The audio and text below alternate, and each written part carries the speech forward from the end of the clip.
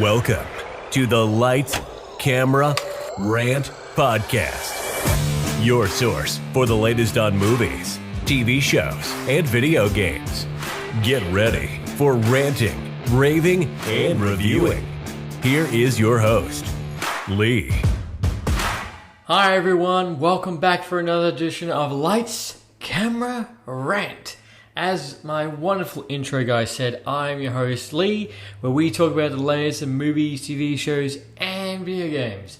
Every week, every Tuesday morning, with a sprinkle of bonus episodes here and there to keep you coming back for more and more and more every week. For everyone who's new, welcome. Anyone who's coming back, you know where to sit. Your sit's over there. There's your lining of your perfect seat where you sit. That's your spot. You can go right over there.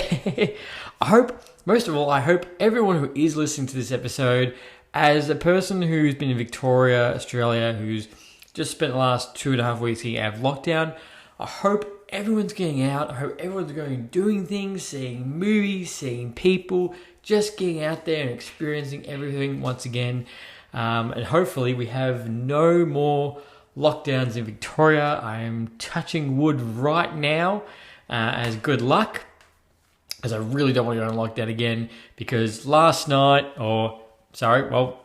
few days ago, depending on when you listen to this podcast, or weeks, or years, or decade ago, whenever you listen to this podcast, if it's me in the future, I hope we hit 100 episodes, and we're smashing it.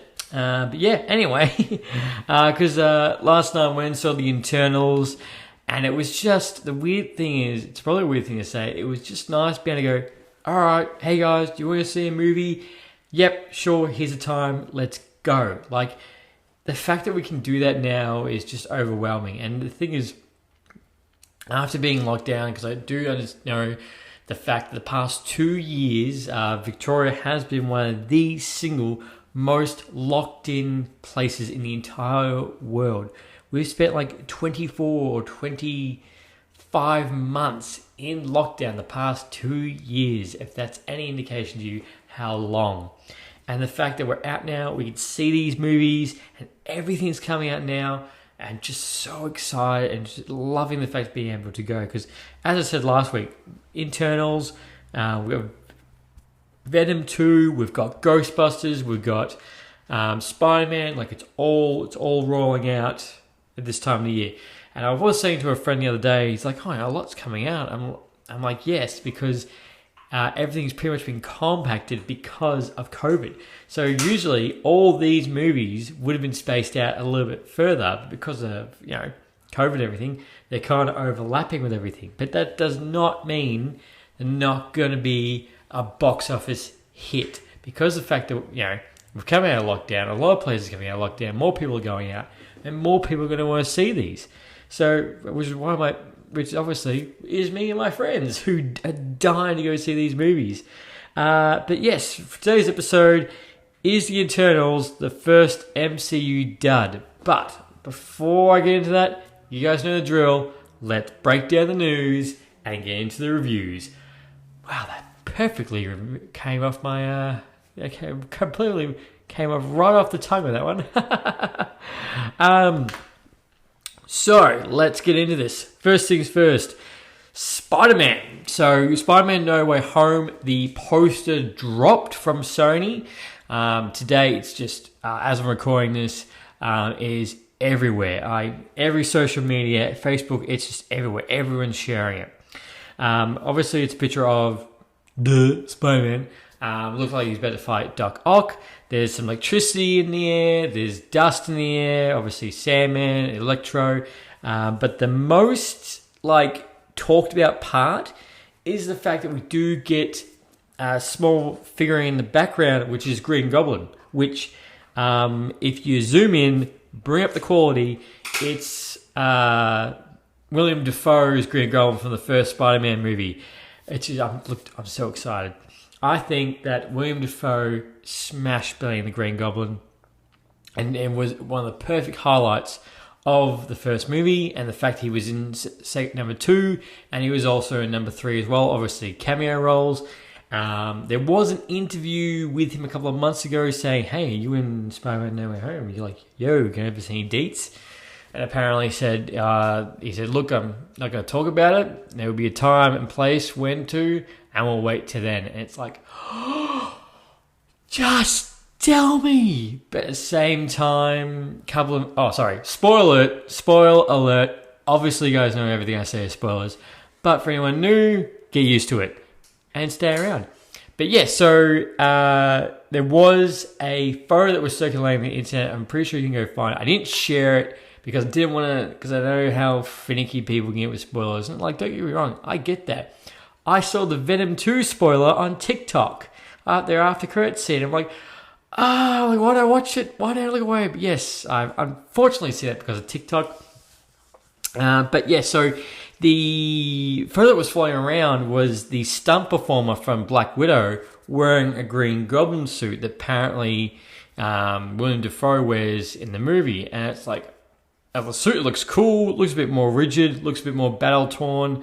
However, look, it just sucks. Like, that's cool and everything, but it's like, come on, like, I just want to see it. Like, I know Sony has to drop another trailer soon because, like, it's right around the corner. It's literally next month. We are like 5 weeks away from this movie getting dropped. The single biggest Spider-Man movie that will come out.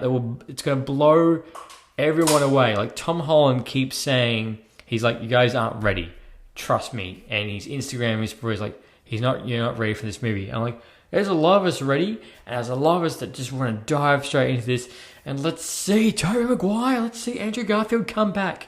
And look, I would be happy if they cameo in it, but I want them to have a role. I want them to have a decent role, and I want them to all swing in at Times Square and just, I don't know, just childhood, ultimate fan theory, everything that's coming out. Just an absolute nerd freak out if they all happened. And I can't wait. But yeah, Green Goblin is in it. In the post, you zoom in and you can see the fact it is him. And so that more confirms, because we have seen the trailer, and all we get from the Green Goblin in the trailer for Spider-Man No Way Home is obviously a bomb, and the fact that the bomb and William Dafoe's laughter. That's it. And saying that, we do not see Sandman, we do not see Electro. So hopefully that will be in the next movie. However, apparently, yeah, it will be the next trailer. Like, I hope it is, but at the same time, it's not. I won't be disappointed because obviously less spoilers, the better, which you definitely got when we got the trailer for Endgame. Let's keep going. So one was really cool. So Dwayne The Rock Johnson right now is going out and promoting their new movie Red Notice with Gal Gadot and, well, obviously Wonder Woman and Ryan Reynolds. In an interview, he was saying that he was speaking to Ryan Reynolds and he was speaking to Gal Gadot and said that, look, there should be an MCU DC crossover movie and we could do that. He was saying in the interview that they were talking about this. So obviously, when he mentioned that brought out the old scene of, will we ever see an MCU crossover movie with DC? And look, as much as I do love to see a Wonder Woman, Black Adam, Deadpool crossover movie, there's many things that could happen. I think Rock has the money and the willpower to push this to happen. At the same time, look, it's almost, I almost call it a trump card. Like, it's a card that you could play when you've completely run out of ideas. When they've run through all the characters, everything, then they can play the trump card. But the funny thing is, it could possibly not be that actually far away or far-fetched. Because all Disney has to do is go, look at Warner Brothers. That's a company I don't own. I don't like that. I'm going to go buy you. And boom.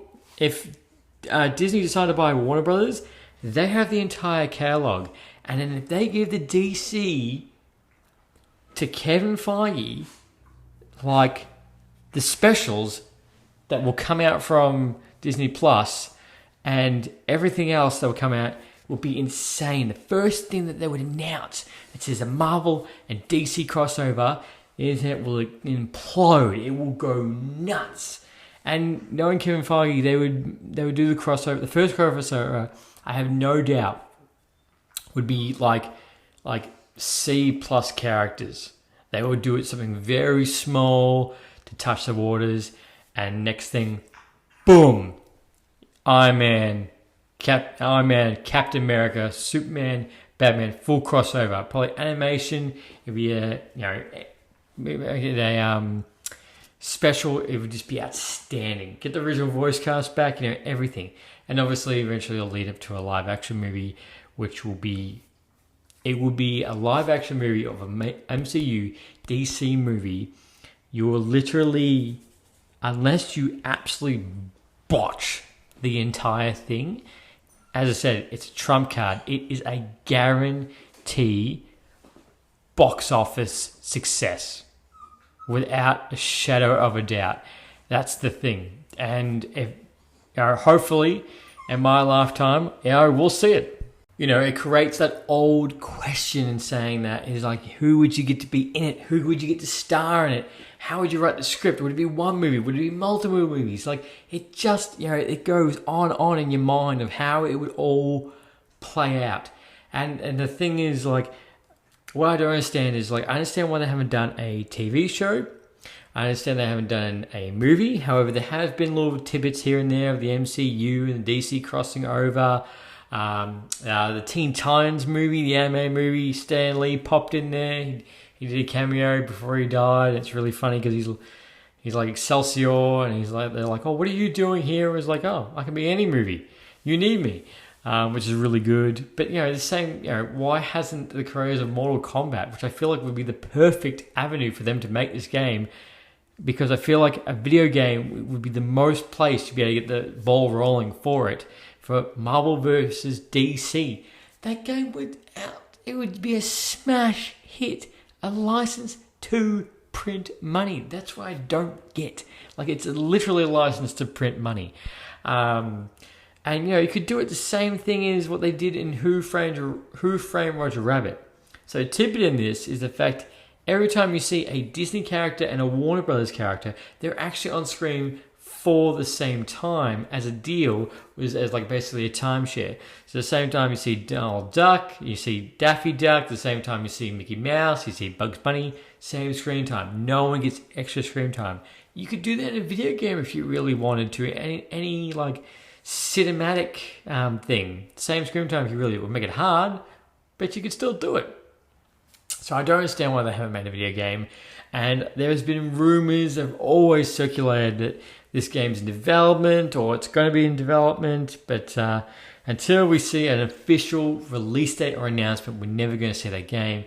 So yeah, look, most of all from The Rock's comment is that I hope one day we do get an MCU versus DC movie. And I hope to be there and alive to go see it.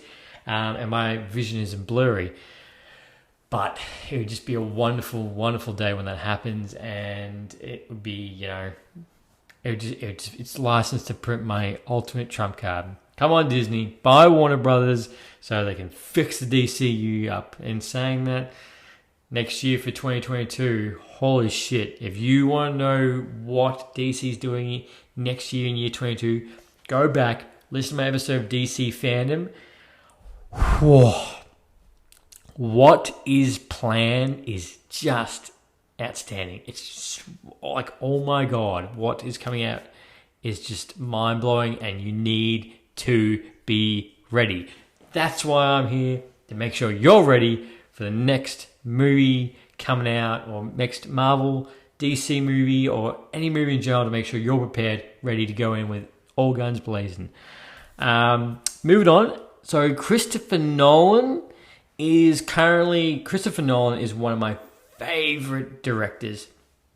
Obviously, the Dark Knight trilogy, Inception, Dunkirk, The Prestige. The Prestige is a movie that you definitely have to go see. Trust me. Go see The Prestige and then come back to me. We'll discuss, especially the ending. whatever noise. Hugh Jackman, Christian Bale, Michael Keaton, Michael Caine, Scarlett Johansson. Trust me, you're going to want to watch The Prestige. But yes, Christopher Nolan is a fantastic director. I put him in the same echelon as Steven Spielberg. Just the way he shoots his movies, his dedication, it's just phenomenal. Like every time he brings out a movie, Tenet, he's just got just such a different mind on how to direct a movie. Like he just 2 + 2 is 4. 2 + 2 is 4. He turns us upside down, left, right, looks at it completely different angles, and then shoots the movie. One of the best things is in the movie Tenet is probably the best one thing he does is the fact, it's like someone said to him, "Oh, how do you make a movie?" "Yep, you have the start, middle, and end." And he goes, "Why?" I'm like, "Well, that's how a story goes. You got start, middle, and end." He's like, "No, but why? Why does it have to go like that?" I'm like, "That's a story." And it's like, he just I don't want that. And he takes the start, he puts it in the middle, puts the middle at the front, puts the end, he just jumbles up what the status quo is over the movie. And it's fantastic on how he does it, honestly. But his next movie is called Oppenheimer. Yep, I said that right. Who is obviously the father of the atom bomb. They're making a movie about that. I think Christopher Nolan will do a fantastic job. It's meant to be released in 2023. So I think he will do a great job in directing this movie. So Cillian Murphy will be playing Oppenheimer. You will know him in Inception. You will know him in Peaky Blinders. You will know him as the Scarecrow in the Dark Knight trilogy. He's a great actor, honestly. Especially Scarecrow, he nailed that. And Peaky Blinders is doing fantastic in that. And that's a great TV show. The reason why I bring this up is because they did announce Cillian Murphy, they did announce Emily Blunt, but they've also announced with the addition of RDJ, Robert Downey Jr. and Matt Damon are also joining the cast, and which to me I'm like, oh shit, that's a solid cast. Matt Damon. If you haven't seen Team America, please watch it and come back. Fantastic movie. But yeah, that's Emily Blunt, Cillian Murphy, RDJ, Matt Damon. It's going to be. I haven't seen. Could just be biased, but I haven't seen a Christopher Nolan movie. And I wasn't. Oh, that was boring. Or oh, that's cool. Or that's pretty lame. I never feel like he's had a dud. Go watch Memento. That's, I think, his first or second movie he's ever made, and he does fantastic. It's fantastic. Same thing. Ending at the front, middle at the back, he just tears up the status quo. He's fantastic. And it's early 2000s or 1999 that movie came out. Memento. Please go check it out. Oppenheimer 2023, stellar cast looking, can't wait. Moving on, the director of The Last of Us TV show that they're creating with Sony, that's wrapped up filming. He announced it on his Twitter, so that's really cool. So obviously it's going to go in all post-production, start chugging there, editing, get all the CGI, whatever. But that's done. That's actually for that TV show. That's actually a lot quicker than I thought it would be. However, there's been obviously we've only seen set photos and the backs of people, so not much yet. However, when that trailer does drop, I have no doubt that will also be another thing that will break the internet. Continuing on is apparently rumor has it that with the Grand Theft Auto trilogy, the definitive trilogy that's coming out.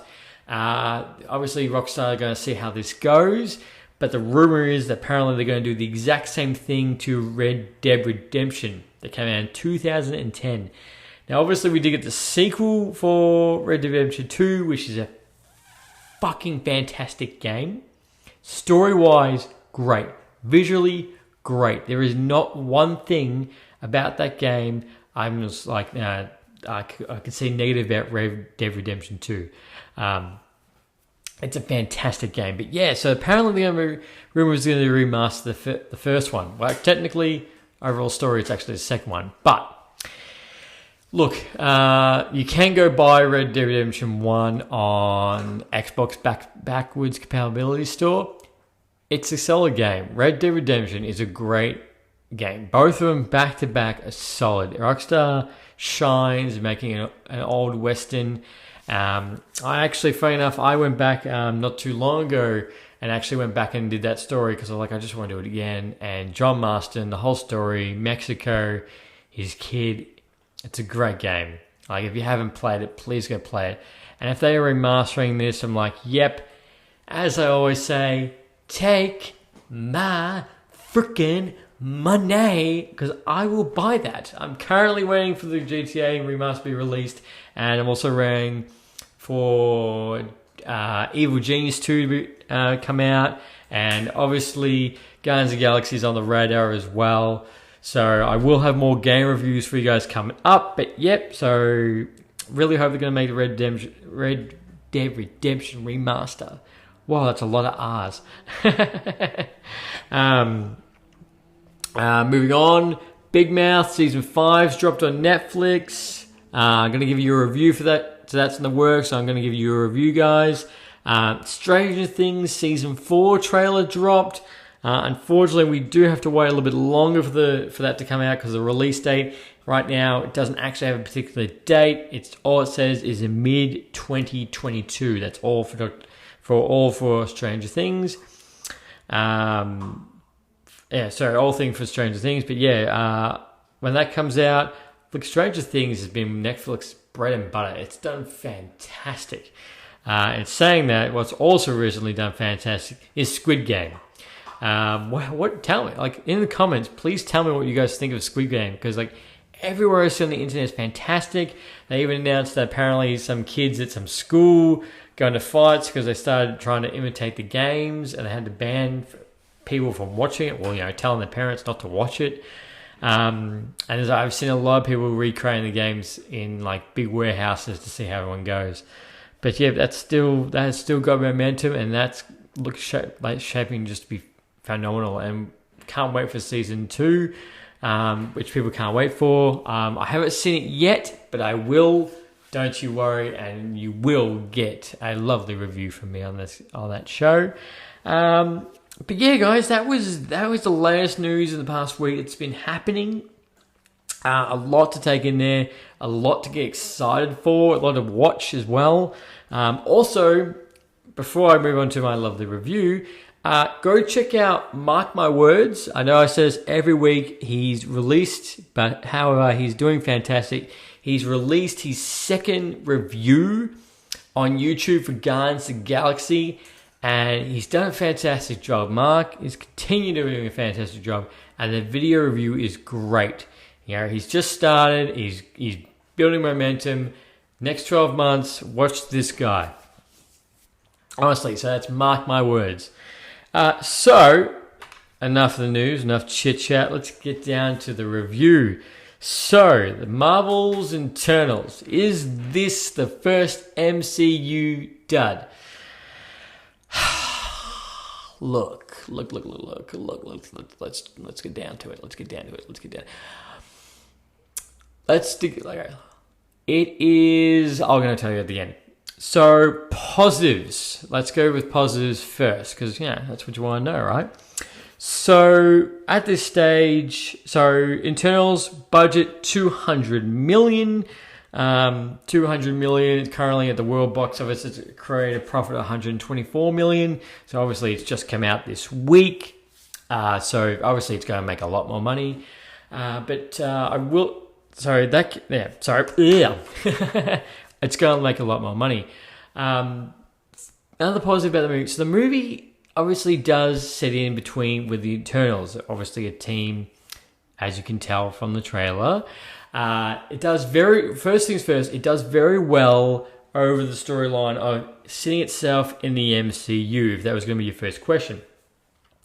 Not a lot of it actually contradicts, or you go, oh, wait a minute, no, this happened in the MCU, where does that, it actually sits in quite nicely, because they do go very far back to like caveman, Babylon, like it all goes back to that. So It fits in quite nicely, doesn't overlap and disrupt any of the MCU. So they've done that very well. So that's positive. It fits in nice and snug as the MCU's 26th film, and no slowing down. But yeah, so obviously we have this team of Eternals. They are meant to save the world from the Deviants, and I cannot interact with any war or any human conflict, which is why that's why the fact they can't. They didn't help Thanos, which I feel like that kind of is a bit bigger than just a it wasn't a human conflict. That's kind of a galaxy universe conflict. Like, that's not just World War One or World War Two. This is bigger than that. So, but hey, obviously there was no Eternals when that actually happened. It happened. So, but. They do very well, so you do see bits and pieces where they have interacted with human history, and it fits perfectly. I feel like it makes sense on these events, on why that human history did happen because of them. And as I said, it doesn't conflict anything at that stage. And this movie goes for 2 hours and 37 minutes. And it doesn't feel like, a lot of people have said the fact it feels like it goes for too long. However, me being a fanatic, I didn't feel like that. I didn't feel like this movie went for too long. I feel like it did a lot. And I feel like it still kept the pace going. I didn't feel like, oh, what's the time? Oh, look at that. I just can't wait until this ends already. My God, it's just doing. No, didn't feel like that at all. And I won't feel like that when we watch Spider-Man No Way Home. And look, diversity characters are on point. We get the first MCU sex scene. We obviously get the first MCU openly gay couple. In saying that, unfortunately, in some areas in the world, those two scenes have been cut for reasons.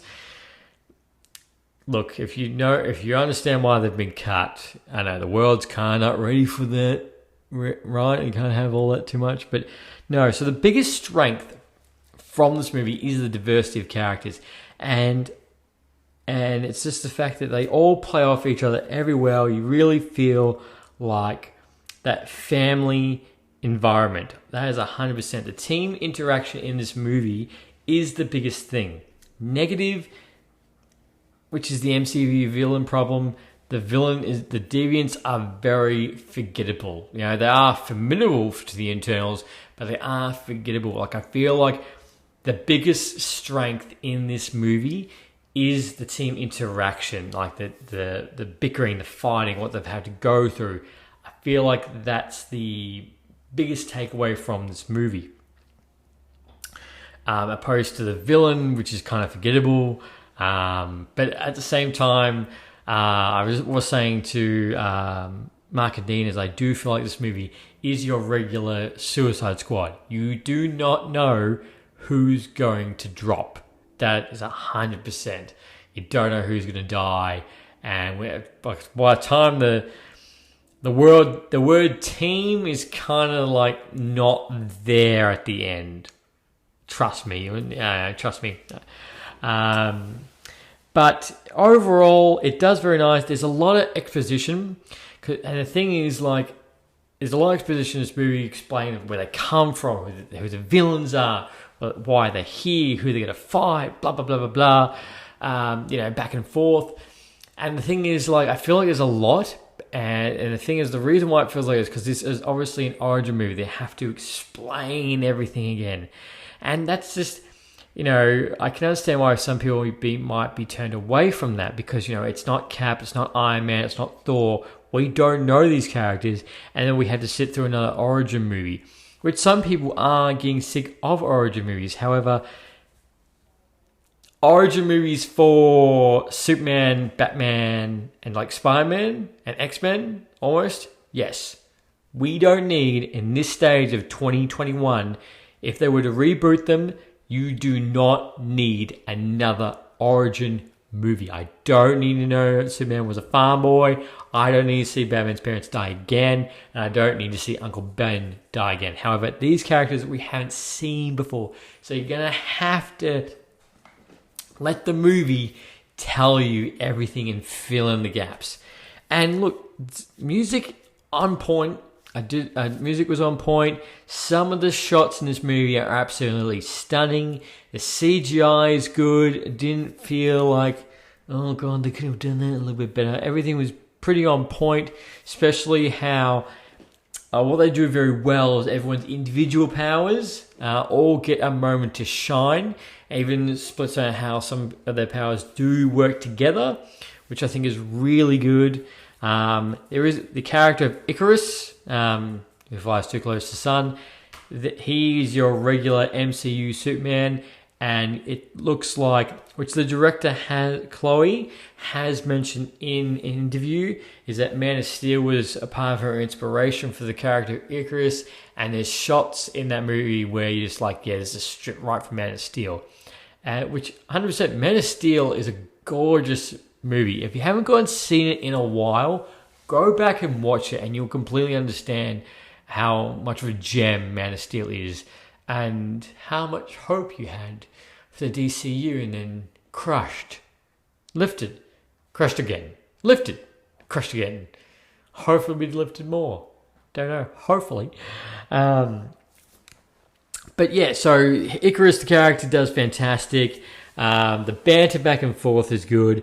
But as I said, there was a lot of exposition, which I can see why people turned away. Now, unfortunately, it does have currently a 48% on the tomato rating on Rotten Tomatoes. However, it has an 81% on the audience score, which is higher than some MCU movies. So it's like, you know, give or take. And look, another thing is the fact that I don't think, 100%, I don't think this is an MCU dud. Will I go watch this movie again? Most likely not. I will tell you that. I most likely would not watch this movie again, but I don't think it deserves all the hate it is getting. Because I feel like a lot of the hate could be because of how diverse it is, and I'm all for it. Chuck in diversity. Come on, like chuck it in. Hell, we're getting female Thor. And we're going to get female Iron Man down the track. However, yeah, it's not the first MCU's dud. I think this is a lot better than Thor 2.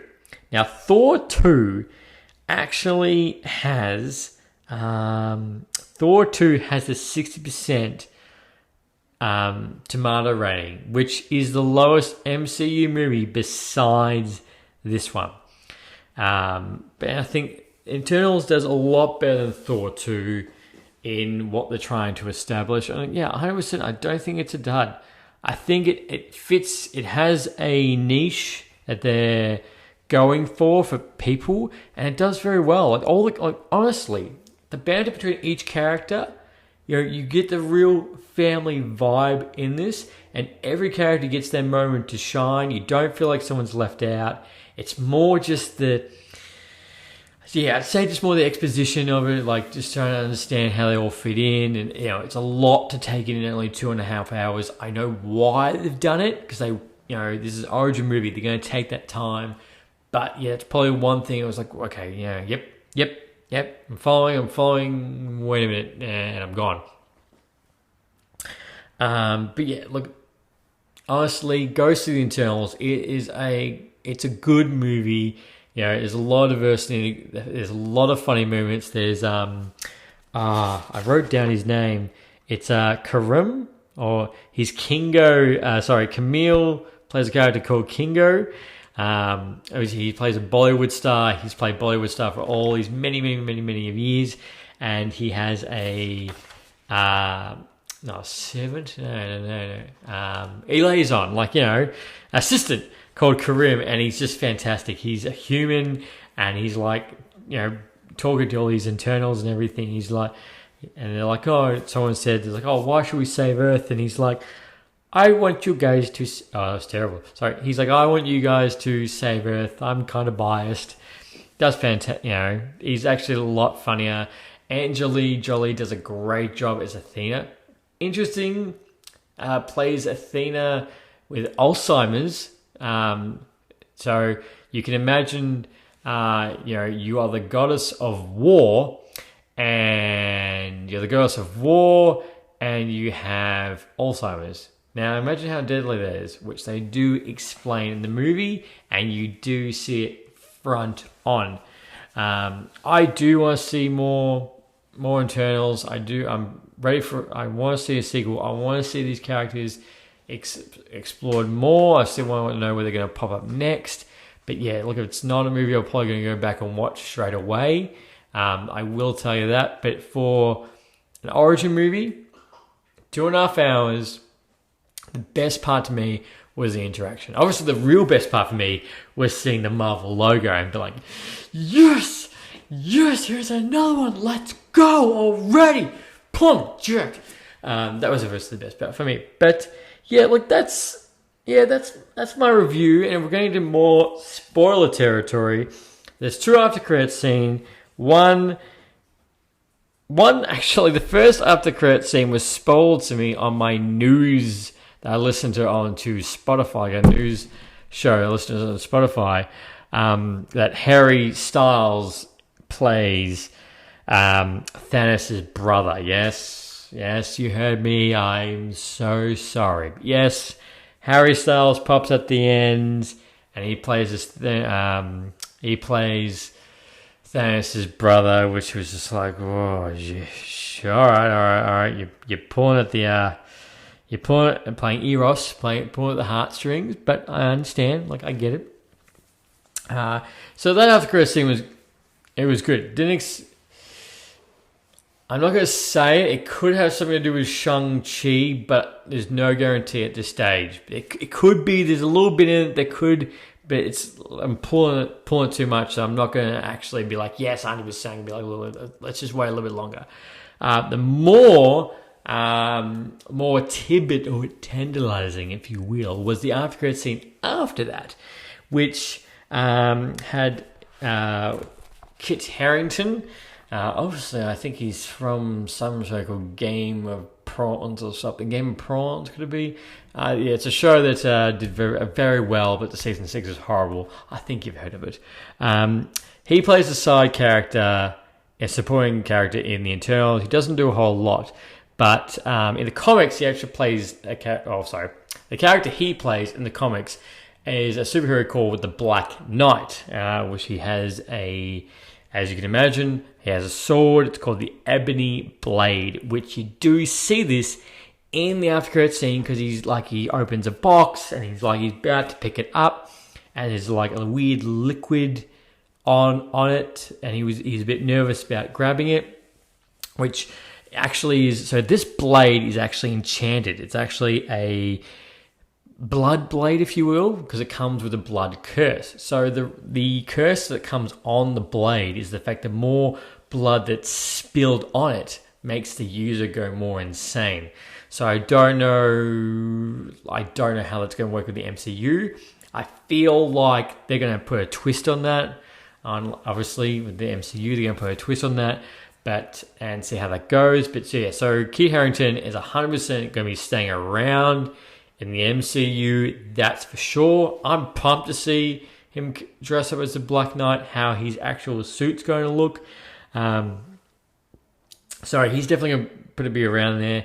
The little thing that was cool, but the little icing on the cake was the fact that you have a voiceover go, do you really want to do that? Do you really want to touch that? And it's Blade. It's the guy who's playing Blade.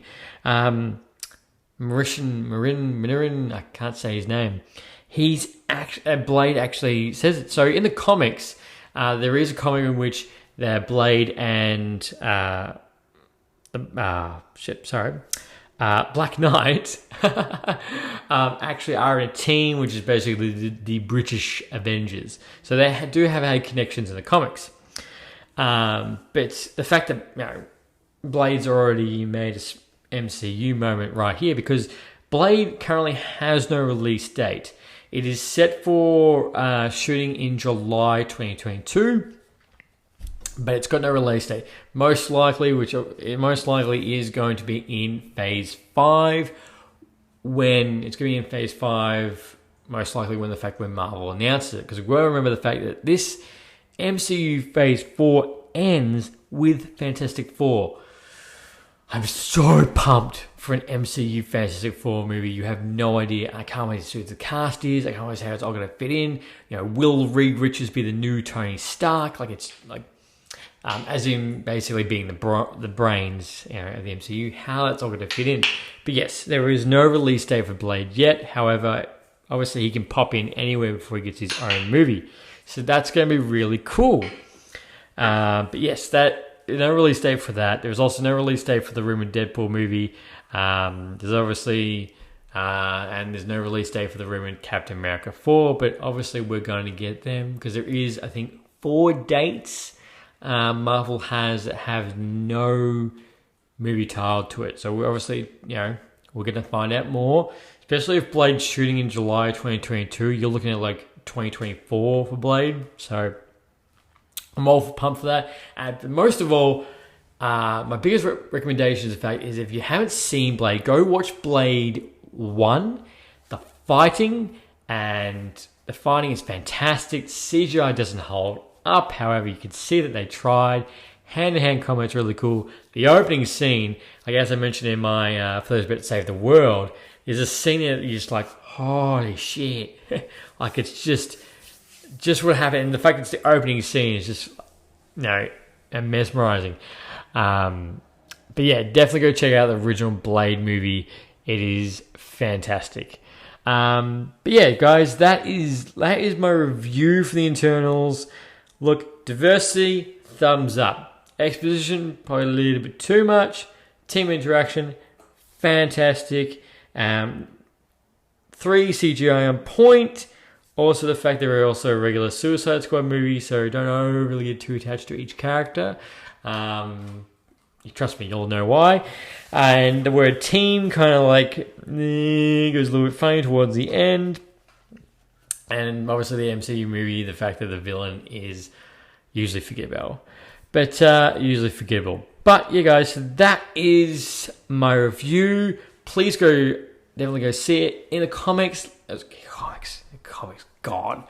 In the comments. Let me know what your thoughts are. Did you like it? Do you think it's the first MCU dud? Do you think this is trash? Thought 2 is better? Just let me know, obviously, share, subscribe, and always come and tell me your thoughts. Let me know. I got a few comments about Shang-Chi. I was like, yeah, I guess you're right. But this, and this, and this, and this.